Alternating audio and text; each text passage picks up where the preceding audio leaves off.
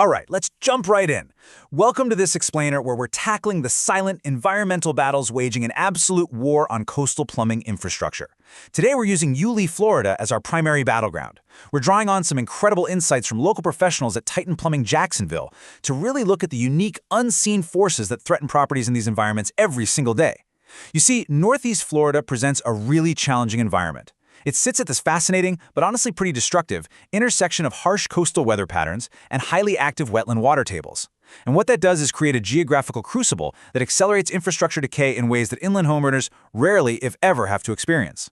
So let's ask ourselves a really fascinating question.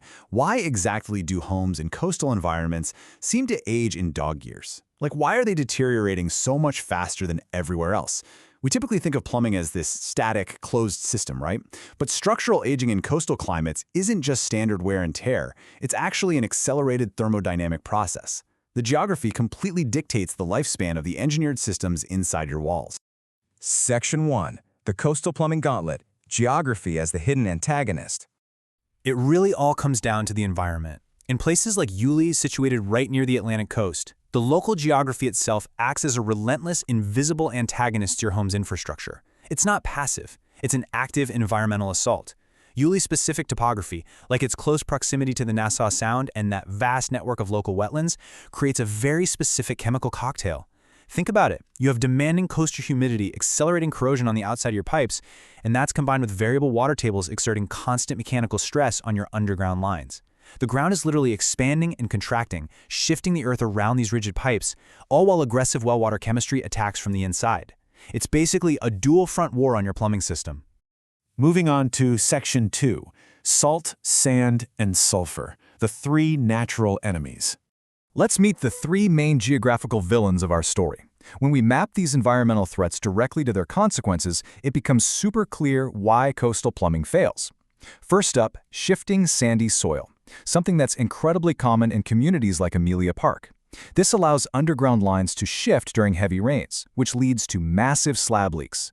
Second, that coastal salt air acts as a catalyst for galvanic corrosion. The salt essentially acts as an electrolyte. It severely corrodes metallic fixtures and causes internal brass or plastic cartridges to just completely seize up, like to the point where handles snap right off when you try to turn them. And finally, high mineral content in the local well water aggressively eats away at water heaters and builds up this stubborn rock-like sediment inside your pipes, which severely throttles your home's water pressure over time.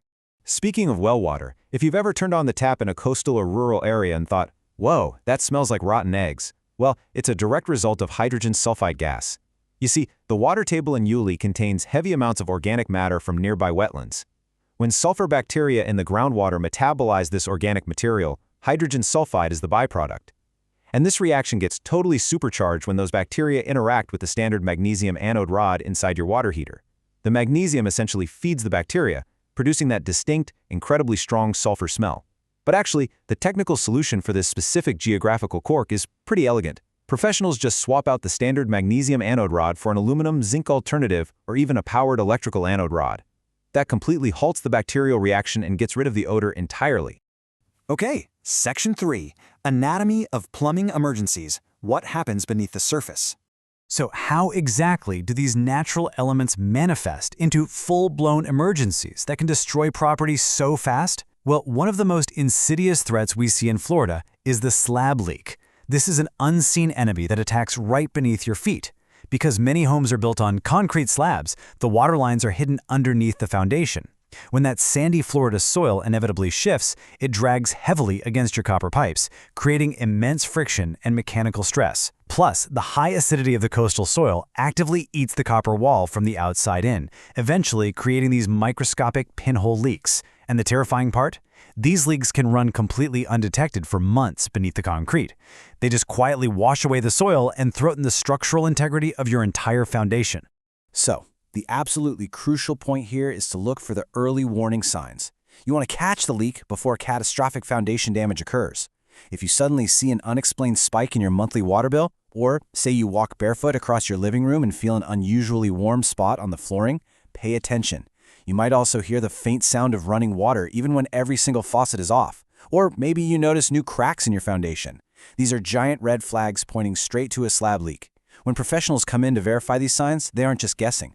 They use highly advanced tools, like acoustic listening devices that amplify the high-frequency hiss of pressurized water escaping a pipe, and thermal imaging cameras that detect the subtle heat plumes of hot water leaks spreading beneath the concrete. It's really high-tech stuff.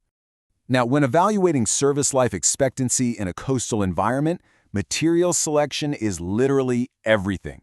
Let's put this into perspective. Hard water and high humidity, they're going to eat a standard tank water heater in just 8 to 12 years. Galvanized steel piping, which you'll still find in older homes in historic downtown Yulee, begins failing after 20 to 30 years. That means many are already ticking time bombs. This happens because galvanized pipes corrode from the inside out. The zinc coating wears away, exposing the steel to oxygen and water, which creates rust that slowly chokes the inside of the pipe. It severely restricts water pressure right up until they ultimately burst. However, professional-grade copper piping, when it's properly installed and protected, can hold strong for 50 years or more. Quality materials literally buy you decades of peace of mind. Section 4. The Professional Standard. Fighting back with code and expertise. You know, homeowners aren't defenseless against these forces. Local professionals fight back by strictly adhering to the Florida Building Code and securing the necessary permits for major work. And listen, this isn't just bureaucratic red tape. It is a vital shield against the elements. Experts intentionally modify their materials and methods to survive high water tables and aggressive salt air. For instance, code often dictates the use of flexible PEX piping over traditional copper in specific, highly acidic soil conditions, alongside the use of specialized dezinkification-resistant brass fittings. They also install backflow preventers, which mechanically rely on heavily calibrated spring-loaded check valves. If municipal water pressure suddenly drops, these internal springs instantly snap shut. It creates an impassable physical barrier that prevents contaminated groundwater from being siphoned right back into your clean drinking supply. To really understand how these standards are actually applied out in the field, we can look at the service model of local experts like Titan Plumbing. They serve as an objective case study of the industry's gold standard. They use a highly transparent three-step process. First, fast contact and dispatch because, let's face it, water damage doesn't wait. Second is the diagnosis and approval phase, and this relies heavily on technology. Technicians actually deploy high-definition fiber optic sewer cameras deep into the lines, allowing homeowners to see the exact blockage or pipe collapse in real time on a monitor. The problem is explained in plain English with upfront pricing before any work starts.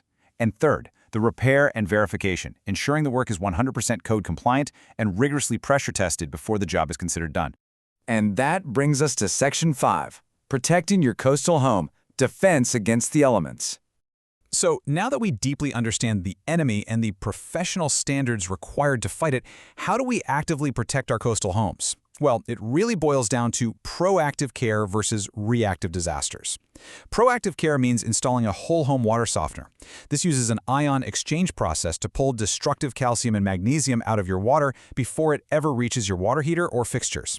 It also means scheduling professional drain clearing every 18 to 24 months. And I'm not just talking about running a traditional snake through the pipe. It often involves hydrojetting. This process blasts highly pressurized water at 4,000 psi to literally scour the pipe walls clean and slice right through any moisture-seeking tree roots. Reactive disaster, on the other hand, is ignoring slow drains until those expanding roots completely collapse your sewer lines, sending raw sewage backing up into your living room. I don't have to tell you, the difference in cost and stress is astronomical. And hey, since we are talking about coastal Florida, preparing for hurricane season is absolutely non-negotiable. Following this checklist could quite literally save your home. The absolute most critical item here? Installing backwater valves on your main sewer lines. During a storm surge, municipal sewer systems can become completely overwhelmed. A backwater valve contains a specialized internal flapper. Under normal gravity, wastewater flows out of your house unhindered. But the moment reverse hydrostatic pressure occurs, meaning storm surge floodwaters start rushing backwards toward your house, that immense pressure violently forces the flapper to lock completely shut. This one simple mechanism prevents municipal floodwaters and raw sewage from geysering out of your ground floor toilets and drains. Also, make sure you know exactly where your main water shutoff valve is located, and always inspect exposed pipes once severe weather passes. To wrap up this explainer, I want to leave you with a final, vital question. Based on your home's unique geography, what silent battles might be happening beneath your own floors right now? Whether it's the slow, relentless friction of shifting sandy soils, the aggressive scaling of hard well water, or the microscopic decay caused by corrosive salt air, the environment is always actively interacting with your home. It never stops. Understanding these unseen thermodynamic forces is the crucial first step in making sure your property stands the test of time. Thanks so much for joining me for this deep dive into the hidden war in your plumbing.